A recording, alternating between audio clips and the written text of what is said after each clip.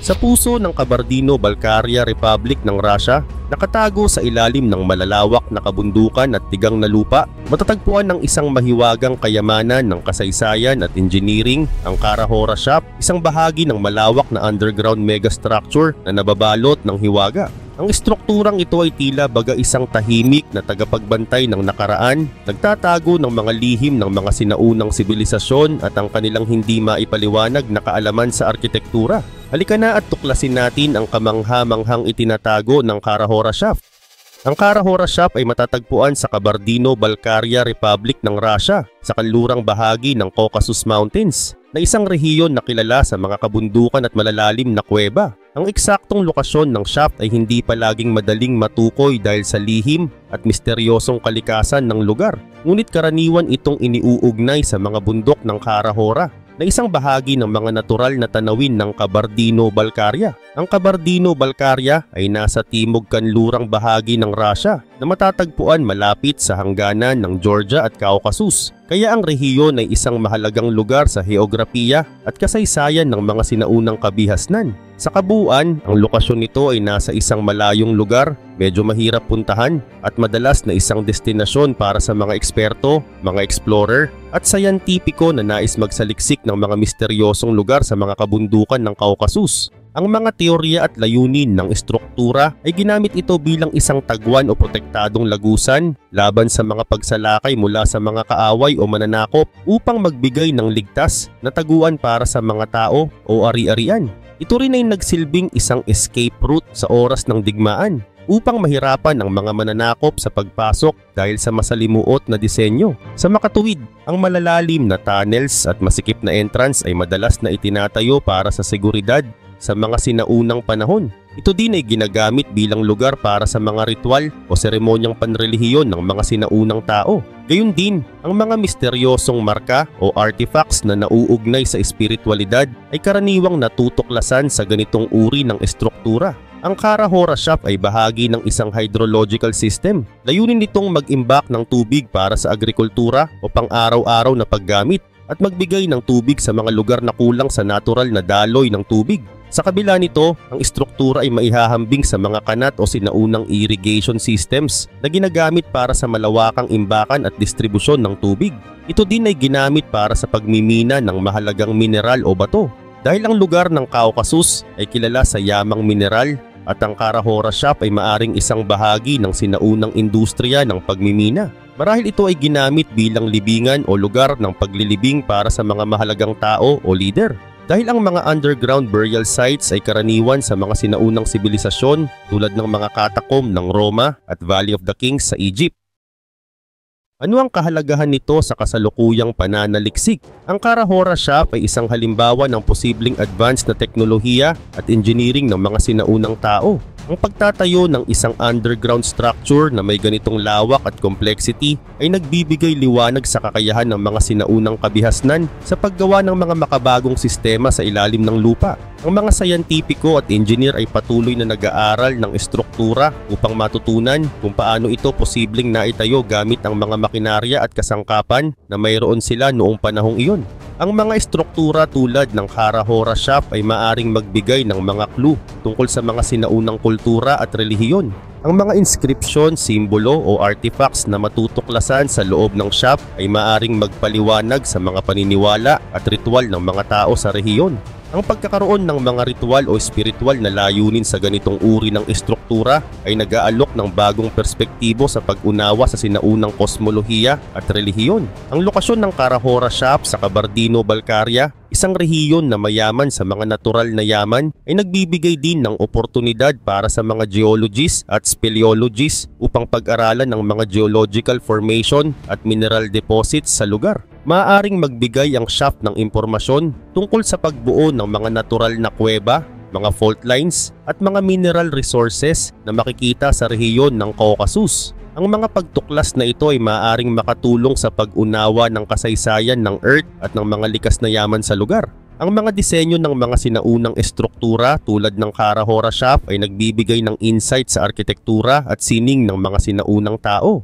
Kung ito ay may mga inscription o mga carvings, maaaring matutunan ng mga eksperto kung paano ginagamit ang sining at disenyo sa pagtatayo ng mga estruktura at sa pagpapahayag ng mga ideya o paniniwala. Ang mga ganitong estruktura ay tumutulong sa mga arkeologo na maunawaan ang estetika at mga teknikal na aspeto ng sinaunang kultura. Ang Kara-Hora Shaft ay isang halimbawa ng underground megastructure at ang pag-aaral nito ay nagbibigay ng mga ideya tungkol sa mga sinaunang sistema ng tunnels at lagusan. Sa kasalukuyang panahon, ang ganitong uri ng estruktura ay mahalaga sa civil engineering dahil sa kahalagahan ng underground systems sa modernong infrastruktura tulad ng mga subway, mina at mga sistema ng tubig. Ang pag-aaral ng Kara-Hora Shaft ay maaaring magbigay ng mga prinsipyo at teknik na maaaring gamitin sa mga modernong proyekto. Dahil sa kakaibang karakter at misteryosong kalikasan ng Kara-Hora Shaft, ito ay maaari ring maging sentro ng archaeological tourism sa hinaharap. Maaaring magbigay ito ng pagkakataon sa mga eksperto, mag-aaral at mga turista upang mas mapalalim ang kanilang kaalaman tungkol sa sinaunang kasaysayan at kultura ng rehiyon ng Caucasus. Ang ganitong uri ng turismo ay nakakatulong sa lokal na ekonomiya at pagpapalaganap ng kaalaman tungkol sa mga sinaunang kabihasnan.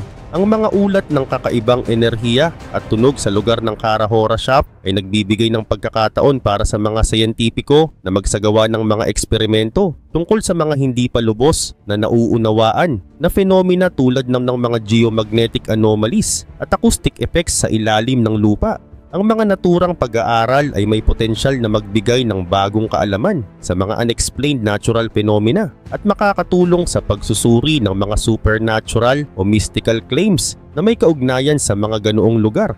Ang paggalugad at pananaliksik ng Kara-Hora Shaft ay nagsusulong ng interdisciplinary studies kung saan ang mga eksperto mula sa iba't ibang disiplina mula sa arkeolohiya, geolohiya, engineering at relihiyon ay nagtutulungan upang mas maintindihan ang pinagmulan, layunin at kahalagahan ng estruktura. Ang ganitong uri ng kolaborasyon ay tumutulong sa pagpapalawak ng pangkalahatang kaalaman tungkol sa ating kasaysayan at kalikasan.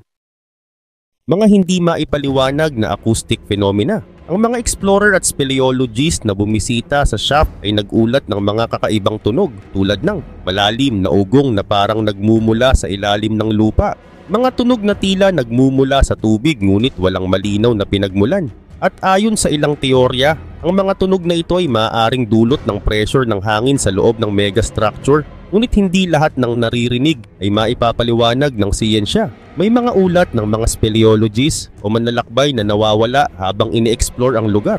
Ang malawak at komplikadong tunnel system ay maaring dahilan, ngunit may mga haka-haka na ang ilang bahagi ng shaft ay konektado sa mas malalim na bahagi ng lupa na hindi pa natutuklasan. Ang ilan naman ay nagsasabi na may energy anomalies sa lugar na nagdudulot ng disorientation o pagkawala ng oras o time-lapse. May mga ulat ng kakaibang pakiramdam sa lugar gaya ng pakiramdam na may nakatingin o sumusunod sa mga explorer. Minsan ding naiulat ang mga paglabas ng anino o mga hindi maipaliwanag na liwanag sa loob ng lagusan. At ang ilan naman ay nagmumungkahi na ang lugar ay maaaring isang sinaunang ritual na lugar o may koneksyon sa mga alamat ng mga lokal na tribo. May mga ulat na ang mga kompas at iba pang kagamitan sa nabigasyon ay biglang tumitigil sa paggana o nagkakaroon ng abnormal na readings malapit sa shaft. At ayon sa ilang sayantipiko, maaaring dahil ito sa natural na mineral deposit sa lugar. Ngunit nananatiling misteryo kung bakit ito mas malala sa Kara-Hora Shaft kaysa sa ibang lugar.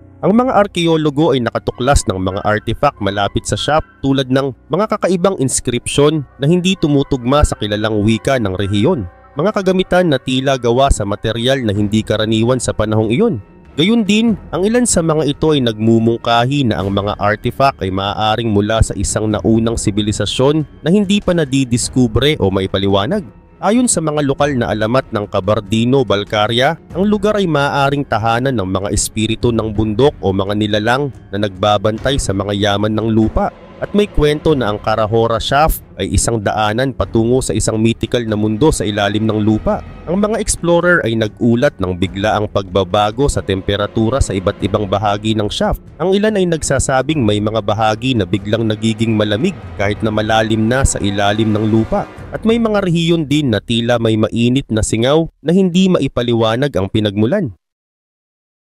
Mga expedition ng speleologist. Ang mga speleologist mula sa iba't ibang bansa ay regular na bumibisita sa Cara-Hora Shaft upang tuklasin ang mga tunnel at kuweba nito. Ang mga ekspedisyong ito ay naglalayong mapag-aralan ang geolohiya, ekolohiya at arkeolohiya ng lugar. May mga ulat ng mga bagong bahagi ng sistema ng kuweba na natuklasan na nagpapakita ng kahalagahan ng lugar sa pag-unawa ng mga sinaunang sibilisasyon. Ang mga arkeologo ay nagsasagawa ng mga pag-aaral sa Cara-Hora Shaft upang tukuyin ang mga artifact at estruktura na matatagpuan sa lugar. Ang mga natuklasang kagamitan, palamuti at iba pang mga bagay ay nagbibigay ng impormasyon tungkol sa pamumuhay ng mga sinaunang tao sa rehiyon. Ang mga pag-aaral na ito ay tumutulong sa pagbuo ng mas kumpletong larawan ng kasaysayan ng Kabardino-Balkaria.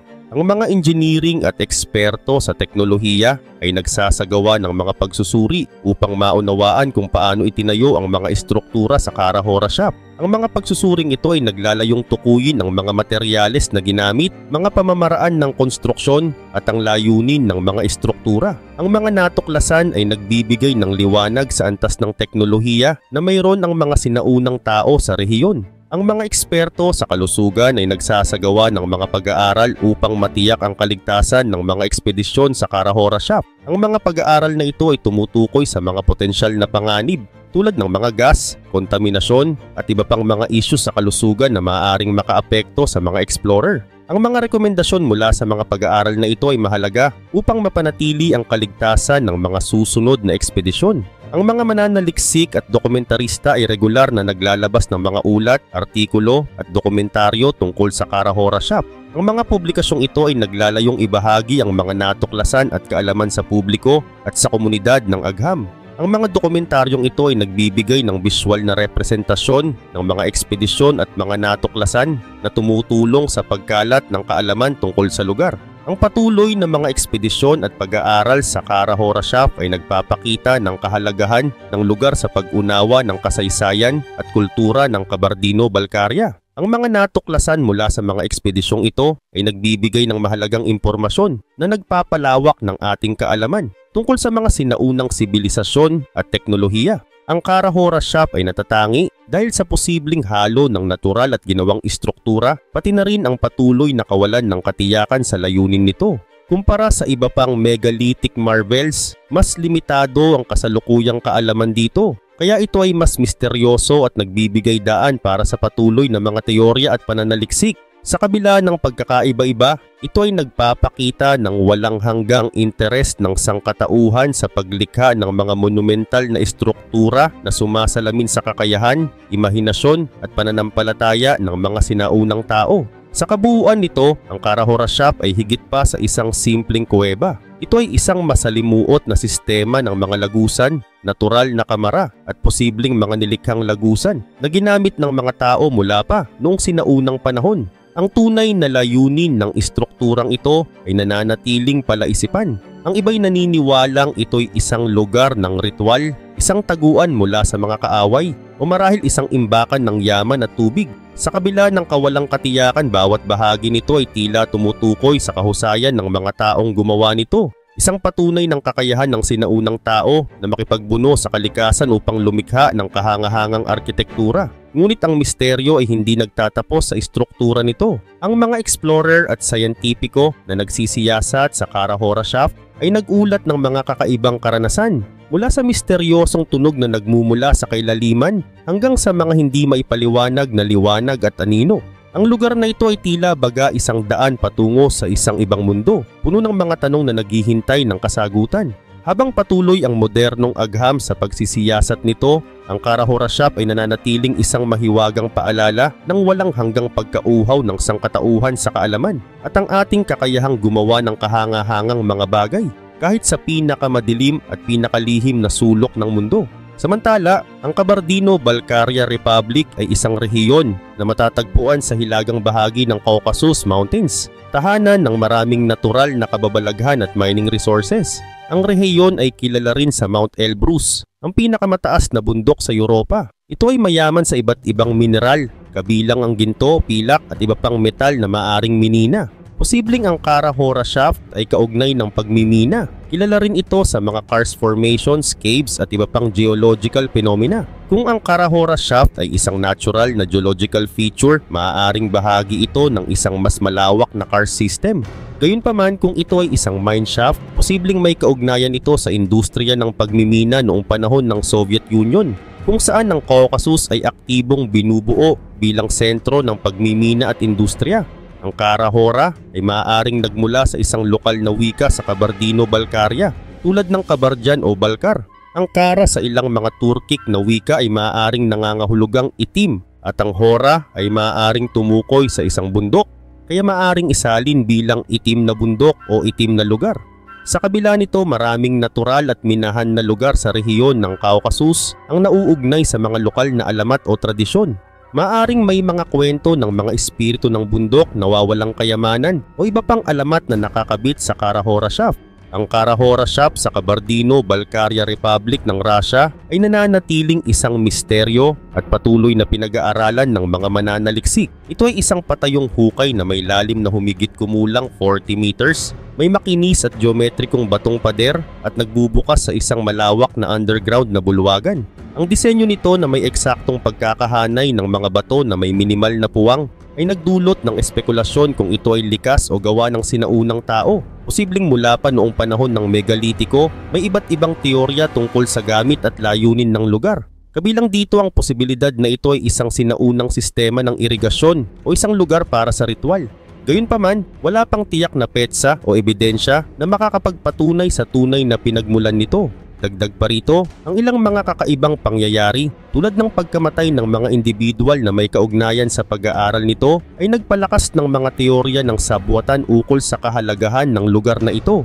Ang hinaharap ng Carahora Shaft ay nakadepende sa antas ng interes at pananaliksik na maitututok dito. Narito ang ilang posibleng mangyari. Maaaring makuha ang suporta ng mga internasyonal na eksperto sa archaeology, geology at engineering upang masuri ang istruktura. Posibleng gumamit ng teknolohiyang tulad ng ground penetrating radar at radiocarbon dating para matukoy ang edad nito at layunin. Kung makikilala ang lugar bilang isang mahalagang archaeological site, posibleng pondohan ng gobyerno ng Russia o pribadong sektor ang karagdagang pag-aaral. Kung kikilalanin ito bilang bahagi ng makasaysayang pamanan ng Caucasus, maaaring maging sentro ito ng turismo. Ang mga kagaya nito ay madalas nagiging atraksyon, lalo na kung may kakaibang kwento o koneksyon sa sinaunang kasaysayan. Posible ring gumawa ng mga museum exhibit o guided tours na magpapakita ng mga natuklasan tungkol dito. Kung hindi agad malilinaw ang layunin o pinagmulan ng hukay, maaaring lumaganap pa ang mga espekulasyon. Kabilang ang mga teoryang ukol sa extraterrestrial na pinagmulan o sinaunang sibilisasyong may advanced engineering skills. Ang ganitong uri ng misteryo ay madalas nagdudulot ng kontrobersya o interes mula sa iba't ibang sektor. Kung hindi ito mapapangalagaan, may panganib ng pagkasira dulot ng natural na mga elemento o maling pamamahala. Gayunpaman, kung kikilalanin ito bilang mahalagang archaeological site, maaring isailalim ito sa proteksyon ng gobyerno o UNESCO bilang bahagi ng World Heritage Sites. Ang patuloy na pag-unlad ng teknolohiya ay magbibigay daan sa mas detalyado at hindi mapanirang paraan ng pagsusuri. Halimbawa, ang paggamit ng AI para sa analysis ng mga 3D scan ay maaaring magbigay liwanag sa pinagmulan at estruktura nito. Kung magpapatuloy ang interes sa Carahora Shaft, maaari itong maging isang mahalagang site na magbibigay linaw sa kasaysayan ng rehiyon o ng sinaunang teknolohiya. Ngunit kung walang sapat na suporta, maaaring manatili itong misteryo. Ang Carahora Shaft ay kailangang mapangalagaan gamit ang mga sistematikong hakbang upang matiyak na ang potensyal na halaga nito sa agham, kasaysayan at turismo ay mapreserba. Narito ang mga rekomendasyon para sa proteksyon nito. Ang gobyerno ng Russia o lokal na autoridad ay maaaring magdeklara nito bilang isang protektadong site upang maiwasan ang pagsira o maling paggamit. Dapat ding limitahan ng pagpasok sa lugar upang maiwasan ang vandalism, iligal na pagmimina o hindi autorisadong eksplorasyon. Gumamit ng 3D scanning o LiDAR technology upang lubos na maitala ang estruktura. Ang mga digital na modelo ay maaaring gamitin para sa mga pag-aaral at para rin sa virtual na turismo. Makakatulong ito upang maitala ang kasalukuyang kondisyon ng shaft at magsilbing reference sa anumang pagbabago o pinsala sa hinaharap. Maaari ding anyayahan ang mga eksperto sa iba't ibang larangan ng archaeology, geology, engineering at history upang masuri ang site sa mas detalyado at sayantipikong paraan. Iwasan ang pagsira ng estruktura sa pagsusuri sa pamamagitan ng paggamit ng makabagong teknolohiya tulad ng ground-penetrating radar at core sampling. Kailangang siguraduhing hindi maapektuhan ang kalapit na ecosystem tulad ng flora at fauna habang isinasagawa ang mga pag-aaral o turismo. Tiyakin na walang basura o polusyon ang maiiwan sa site, lalo na kung dadami ang mga turista. Gayun din, kailangang i-engage ang mga lokal na residente sa pamamagitan ng edukasyon tungkol sa kahalagahan ng shaft upang magkaroon sila ng aktibong papel sa pangangalaga nito at gumawa ng mga materyales para sa paaralan, museo at online platforms upang maipakita ang kahalagahan ng site. Kung bubuksan ito sa publiko, maaring magtatag ng guided tours na sumusunod sa mga protocol ng konserbasyon. Maglagay ng mga tamang pasilidad tulad ng information boards, walking paths at viewing areas na hindi makakasira sa estruktura.